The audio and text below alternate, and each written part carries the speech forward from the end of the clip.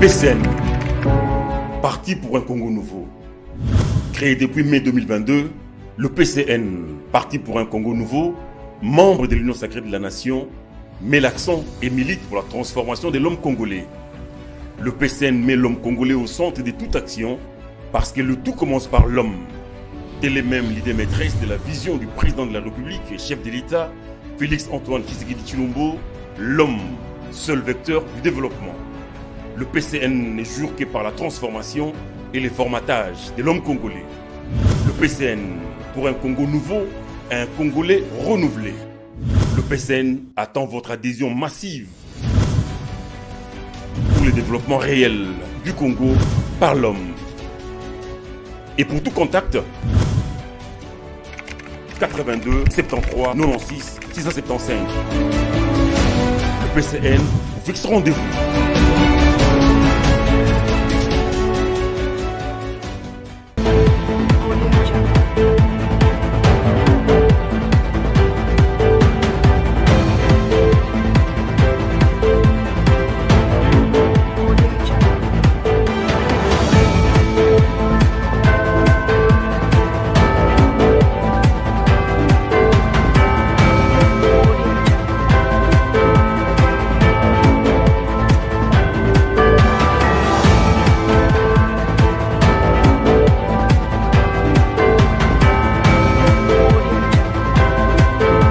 Bienvenue à cette nouvelle session d'information sur Bonheur Canal. Voici les titres. Opération d'enrôlement des électeurs dans la troisième ère opérationnelle. La Commission électorale nationale indépendante s'y attelle déjà. Des mesures idoines sont en train d'être prises pour la réussite de cette opération dans les provinces en proie à l'insécurité. Et puis la fête de la Saint-Valentin, on en parle également dans ce journal que vous présente Céline Diomi. La Commission électorale nationale indépendante s'apprête à lancer le 16 février prochain les opérations d'enrôlement et d'identification des électeurs dans les aires opérationnelles 3 où sont enregistrées plusieurs poches d'insécurité. Il s'agit du Nord et Sud Kivu et du Maniema, les provinces issues des démembrements de la grande province orientale, mais aussi de Maïndomé dans Kwamut, ainsi qu'une partie de Kinshasa, la commune de Maluku. Suivez. Pour ce faire, les délégués de la centrale électorale se sont de nouveau confiés au comité de pilotage pour la sécurisation du processus électoral. Cadre institutionnel constitué du vice-premier ministre, ministre de l'Intérieur, Daniel Assilo, aussi président de ces comités, du ministre de la Défense, de la police nationale et le service d'intelligence, mais aussi de la CENI, dont le président Kadima occupe le poste de vice-président du comité de pilotage. Vous le savez que il y a quelques poches à problème où la CENI ne sait pas accéder assez facilement pour le déploiement aussi bien du matériel que de son personnel. Il est donc normal que la CENI vienne vers le gouvernement qui a l'apanage de la sécurité du territoire national pour se rassurer que les opérations peuvent bien être organisé à ces lieux-là. Allons croire, la CENI a des difficultés à accéder facilement dans plusieurs zones des aires opérationnelles 3 pour raison d'insécurité. Elle n'essaie donc pas de déployer ses matériels et son personnel. C'est ainsi que la CENI s'est confiée au gouvernement à travers ceux qui gèrent la sécurité nationale pour accéder à ces zones. Après plusieurs échanges entre les parties prenantes, les patrons de la sécurité nationale a rassuré que la question est au centre des préoccupations du gouvernement. Le chef de l'État en est également très préoccupé. C'est une question qui préoccupe l'ensemble du gouvernement et même le chef de l'État, vous le savez, il est en train de se déployer chaque jour pour que la situation sécuritaire dans cette ère opérationnelle soit sensiblement changée. La CENI s'est fait également ce souci-là. C'est comme ça que son président est allé voir son Excellence, Monsieur le Premier ministre, qui nous a invités, le ministre de la Défense et moi-même, pour nous faire savoir la préoccupation de la CENI, celle de savoir dans quelle mesure elle peut lancer l'opération d'enrôlement des électeurs dans l'ère opérationnelle 3. Le vice-premier ministre, ministre de l'Intérieur, a toutefois rassuré à la CENI, en sa qualité de président du comité du pilotage pour la sécurisation du processus électoral, que le gouvernement congolais a pour priorité, à l'instant que tout Congolais participe à ces processus électoraux et que le gouvernement a mis toutes les batteries en marche pour ces fins. Lutte contre les violences électorales faites aux femmes pour une forte participation dans le fichier électoral, c'est le thème de la matinée électorale organisée par les organisations de la société civile et des droits de femmes. La rencontre s'est tenue le lundi 13 février dans la salle de réunion CEP Kinshasa. C'était en présence des questeurs adjoints de la CENI. Suivez. L'objectif de cette activité consistait à faire un état de lieu sur les violences électorales faites aux femmes à Kinshasa. C'était également une occasion de décerner une récompense à Rachel Moukassa, préposée polyvalente. Une reconnaissance pour magnifier la lutte contre les antivaleurs observées pendant l'opération de la révision du fichier électoral. Intervenant au nom du président Denis Kadima empêché, Sylvie Birambano a mis en avant un principe important prôné par les nouveaux managements de la CENI. La politique du nouveau management est résumée dans le concept rebranding qui offre la possibilité de redorer l'image ternie de la CENI. Ce principe managérial de l'actuelle équipe de la CENI dirigée par son président, son Excellence M. Denis Kadima Kazadi, vise l'intégrité électorale, surtout de ses cadres et agents. Cependant, pour encourager son personnel opérationnel à rester dans cette vision, dans l'exécution des attributions de tout un chacun, aujourd'hui, l'autorité de la CENI a voulu récompenser l'un de son personnel temporaire qui s'est distingué parmi tant d'autres. Avant la remise du certificat à la bénéficiaire par la déléguée des organisations de la société civile et des droits de femmes, Faïda Mwangiloa, le chef d'antenne CENI Limité, Willy Soumbela, a fait part à l'assistance du traitement de violence qu'elle a subi par un groupe d'un civique suite à son opposition au monnayage au sein de la file d'attente, placée sous sa responsabilité. Pour rappel, c'est le 20 janvier 2023, dans la commune d'Ingaba, précisément sur l'avenue Kisangani, numéro 49 bis, où se trouve le centre d'inscription groupe scolaire Mwinda, que s'est déroulée cette scène. Elle s'est publiquement dressée contre une proposition de corruption pour rendre service. C'est dans une ambiance teintée d'émotion, de recueillement et de grande dignité que s'est déroulée la messe en l'honneur du patriarche Léon Ngoulou Lokanga, décédé à Kinshasa le 4 février 2023 à 89 ans. Le patriarche Léon Ngoulou a été honoré par la présence du chef de l'État dans ses obsèques. Suivez.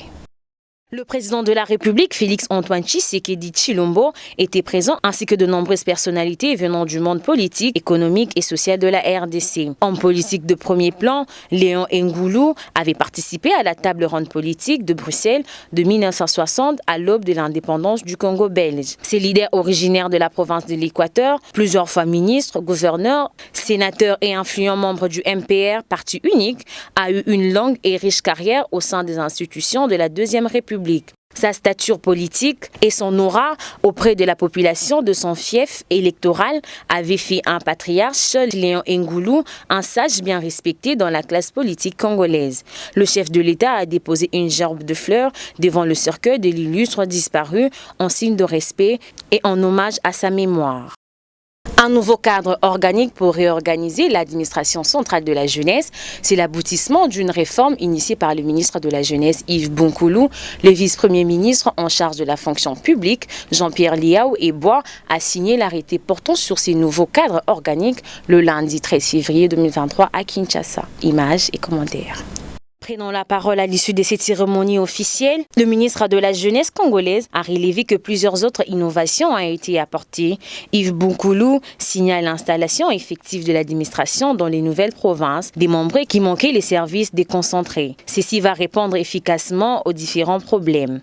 Premièrement, à dire merci à son Excellence Monsieur le Président de la République qui, dans sa nouvelle vision de moderniser notre administration publique, a donné des instructions qui ont été exécutées sans faille par son Excellence Monsieur le Vice-Premier ministre, ministre de la fonction publique, modernisation de l'administration et innovation, qui a décidé de mettre en place un cadre avec le ministère de la Jeunesse pour travailler sur la revisitation de notre cadre organique en vue de prendre en compte le besoin présent de notre ministère qui non seulement prend en compte l'aspect jeunesse, mais également l'aspect initiation à la nouvelle citoyenneté et cohésion nationale qui devrait avoir un répondant au sein de notre administration. Et nous restons convaincus qu'avec le travail effectué par nos deux administrations, permettront aujourd'hui à notre ministère, qui a déjà beaucoup de besoins en termes de direction des métiers qui ont été insérés, nous permettront également à répondre à toutes les préoccupations liées à la jeunesse. Un motif de satisfaction pour le ministre de la Jeunesse, Yves Bunkoulou. Il dit rester convaincu que ce nouveau cadre organique qui ajoute de direction de métier va permettre de répondre à toutes les questions liées aux problèmes de jeunesse. Dossier Eliane Osingui, le ministère de la Santé publique, Hygiène et Prévention continue à apporter son soutien à la famille biologique de la fille victime d'agression de la part du bailleur de ses parents. En plus de l'évacuation d'Eliane à New Delhi, le ministre de la Santé vient de remettre une somme importante à ses parents pour la suite de la prise en charge. On écoute les explications de Eugénie Toumba. Le ministre de la Santé, Hygiène et Prévention, le docteur Jean-Jacques Mbungani, a accordé une audience dans son cabinet de travail à la famille biologique de la petite Eliane Osingui qui avait été sauvagement poignardée par les bailleurs de ses parents l'année dernière à Kinshasa. Il était question pour les parents de cette fille de 14 ans d'échanger avec le patron de la santé en RDC concernant l'évolution de la santé de leur enfant qui se trouve actuellement à New Delhi en Inde pour des soins appropriés. Selon les parents de la fille, son état de santé s'est amélioré par rapport à l'état dans lequel elle a quitté Kinshasa avec une paralysie de ses membres inférieurs qui ne fonctionnait quasiment plus. Le père d'Eliane a profité également de l'occasion pour présenter au ministre de la Santé quelques difficultés financières qu'ils ont rencontrées en Inde. Toutefois, le ministre Jean-Jacques Mbungani est resté très attentionné sur les doléances de la famille Osingui. Au terme de leur échange, il a remis une importante somme d'argent aux parents de la fille pour la suite des traitements.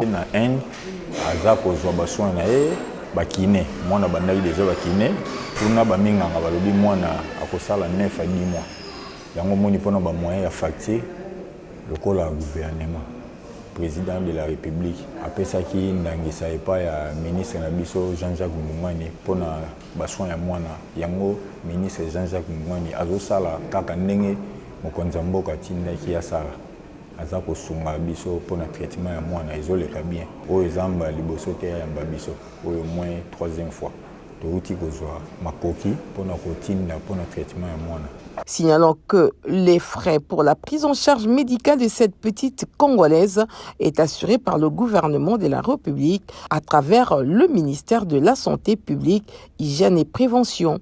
Le ministre Jean-Jacques Mbungani s'est personnellement impliqué pour soutenir cette famille démunie afin de sauver la vie d'Eliane Osingui. Le ministère en charge de personnes vivant avec handicap et autres personnes vulnérables a présenté la loi organique numéro 22/003 du 3 mai 2022 portant protection et promotion de droits de la personne avec handicap, le rapport initial sur la mise en œuvre de la convention relative aux droits de personnes handicapées et la distribution de tricycles et béquilles aux personnes avec handicap.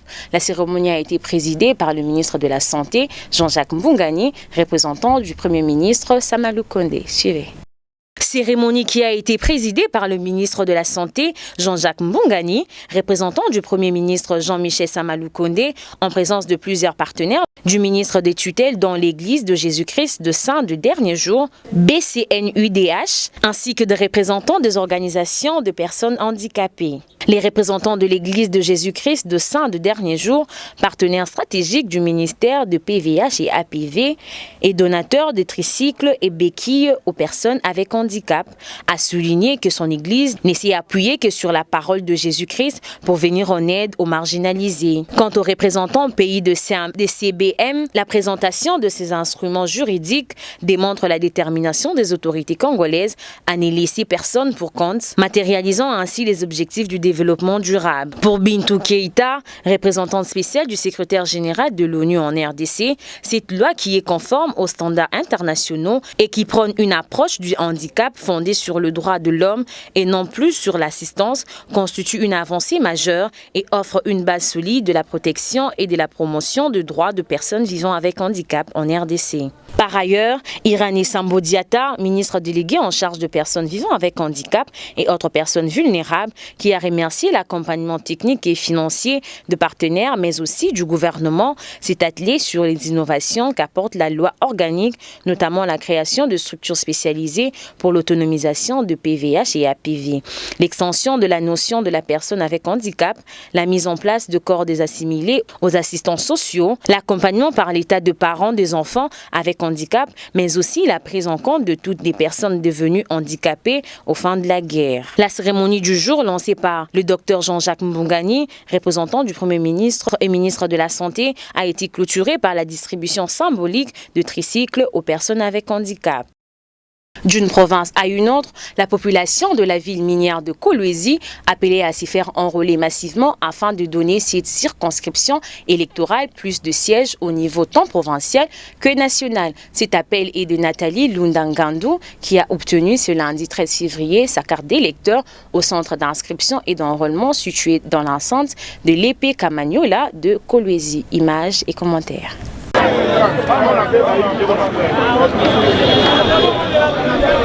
Accompagnée de son époux, derrière elle une foule immense composée des femmes et hommes membres de sa fondation et parti politique UDPS. Nathalie Lundangandou, commissaire générale du gouvernement provincial en charge des affaires sociales, actions humanitaires, genre et enfants, s'est acquittée de son devoir civique et patriotique.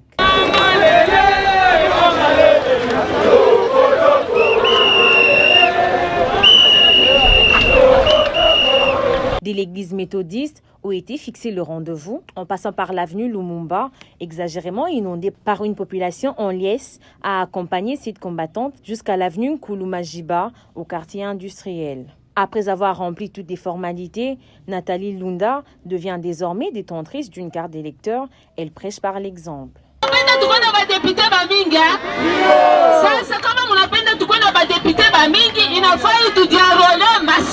Papa et maman, voulez-vous avoir beaucoup de sièges dans notre province? Alors faites-vous enrôler massivement. Plusieurs parmi ceux qui l'ont accompagné se sont saisis de l'opportunité pour se faire aussi enrôler. Nathalie Lundangandou s'attend à un enrôlement massif de la population de Kolwezi. Rendons-nous à présent à Bukavu, au sud Kivu, où le mot d'ordre de la journée ville morte décrétée par la société civile a été un succès. Dire non à l'agression rwandaise, c'est l'objectif visé par la société civile. Suivez ces reportages. Les activités ont tourné au ralenti ce mardi 14 février 2023 sur l'ensemble de la ville de Bukavu. La population a ainsi répondu favorablement à l'appel de la journée Provence et ville morte appelée par la société civile dans sa diversité. Sur le boulevard Patrice Emery Lumumba par exemple, les boutiques et magasins, banques, des maisons de télécommunications n'ont pas ouvert leurs portes. Au marché Nyawera, Nguba et Fer Rouge, les vendeuses et vendeurs n'ont pas étalé leurs marchandises comme d'habitude. Même situation au grand marché de Kadutu, où les portes sont restées fermées toute la journée. Dans presque toutes les écoles de la place, les élèves ont rebroussé chemin. Leurs écoles respectives n'ont pas ouvert les portes. Dans les 3 communes que compte la ville de Bukavu, la circulation routière n'a pas aussi été au rendez-vous. Les véhicules de transport en commun n'étaient pas visibles presque toute la journée. À noter que cette journée Provence-Ville morte était appelée par les bureaux de coordination de la société civile et la nouvelle dynamique de la société civile, NDC en sigle, non seulement pour dénoncer et condamner l'agression de la RDC par le Rwanda, également pour exiger le retrait immédiat de la force de l'EAC du sol congolais. 14 février, le monde célèbre l'amour, la Saint-Valentin, une fête païenne pour les uns et pour les autres, une occasion de se dire « je t'aime ». Suivez ces reportages de Prince Mbo et Eugénie Toumba.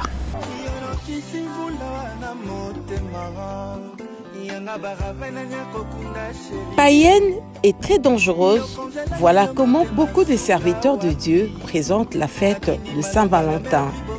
Une fête sans fondement biblique aux conséquences morales et spirituelles néfastes. Célébrer la fête de Saint-Valentin n'est pas du tout conseillé par les églises de réveil. Les Saint-Valentin, ça représente pour moi une fête païenne. Oui, c'est vrai, parce que ma soeur a raison. Aujourd'hui, les gens ils trouvent une occasion de commettre des bévues, de faire des bêtises comme dans des hôtels et tout. Pour moi, en tout cas, ça ne représente rien. Moi, je trouve que c'est vraiment une fête des païens. La fête, cependant, continue à être célébrée par des amoureux à Kinshasa et partout ailleurs. Tout dépend du sens que chacun accorde à cette journée. Oui, cette journée est une journée spéciale pour les amoureux. Bon, quand on dit une fête des amoureux, cela ne distingue pas chrétien ou non chrétien, musulman, quoi que ce soit. On dit les amoureux. Là, vous ne serez pas étonné de savoir qu'un chrétien peut être un amoureux. Comme moi, je suis un chrétien et je suis amoureux. Je ne peux pas fêter cela. Ce n'est pas normal. Certains pensent qu'il n'est pas bon de réduire cette fête à un seul type d'amour. On peut aussi élargir cette fête. Bon, aujourd'hui, on peut voir aussi un parent qui peut offrir de fleurs à sa fille. Ça fait partie de la fête de Saint-Valentin, ou voir une maman qui reçoit de fleurs de la part de son fils. C'est aussi la Saint-Valentin. Mais il faut essayer un peu d'élargir cela en faisant voir que l'amour n'est pas seulement cet amour-là de l'amoureuse vers son amoureux ou conjoint vers conjointe, mais c'est aussi l'amour est vaste. On peut fêter la Saint-Valentin en famille, entre nous, on s'offre de fleurs. On peut fêter la Saint-Valentin dans le milieu professionnel, entre nous, les gens d'une même profession plutôt, nous offrons aussi de fleurs. Donc, pour cette fête, je veux beaucoup plus insister ou parler que ça ne puisse pas se limiter à un cadre là spécifique, mais qu'on peut élargir aussi. Bon. Le vrai amour se vit chaque jour. Inutile de verser dans des folles dépenses juste pour le 14 février, déconseille cette dame. Bon, on a une journée pour amoureux. Bon, on est marié. Mais la bimi na ekoteka. Na poko la kangi na kenda. Siko na ebité, so ben na amoureuse te, e ben na nini. Bon, je suis marié, naza marié mais na ekoteka, ne les okutinga, na oteka la ba sapatu na ekoteka. Siko so na kangi na poko 18h. Na zongi ndako. Pour la Saint-Valentin, tu peux aller faire de n'importe quoi. Bokende bo bima la bino bo ça va dépasser bon pour rien. Mais aux avez amoureux bolingo pe bo ça bolingo chaque jour. Et aka pona journal leloté. So lelo c'est ça le diable mo bo dépasser comme bon bo bima bo ki na boîte baba. Donc pour nga vraiment la journée quoi journée news. Certes, la fête de la Saint-Valentin est une occasion de vivre autrement l'amour, ce jour en séjour unique, avec des personnes qu'on aime, échanger des cadeaux et mots doux. Cependant, l'amour doit être vécu au quotidien.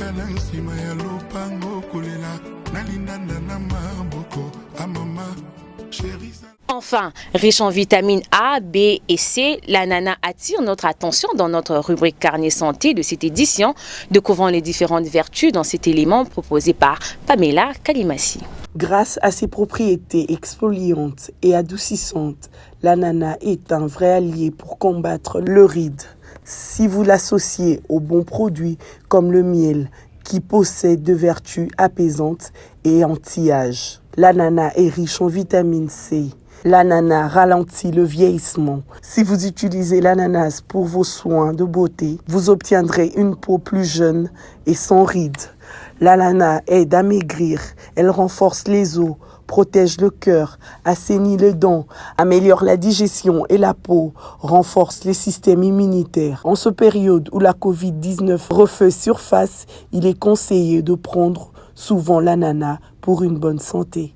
C'en est complètement fini pour cette nouvelle session d'information. Place au rappel de titres. Opération d'enrôlement des électeurs dans la troisième ère opérationnelle. La Commission électorale nationale indépendante s'y attelle déjà. Des mesures idoines sont en train d'être prises pour la réussite de cette opération dans les provinces en proie à l'insécurité. Et puis la fête de la Saint-Valentin, on en parle également dans ce journal. Merci de nous avoir suivis. Merci à toute l'équipe rédactionnelle. Quant à moi, je vous dis au revoir et bonne suite de programmes sur nos antennes.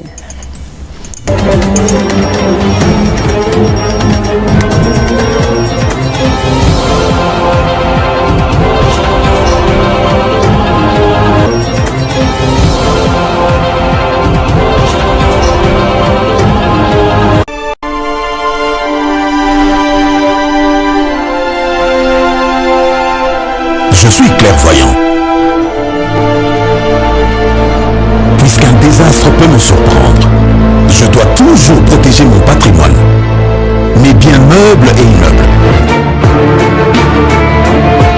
ma voiture, mon magasin, mon chantier, la scolarité de mes enfants.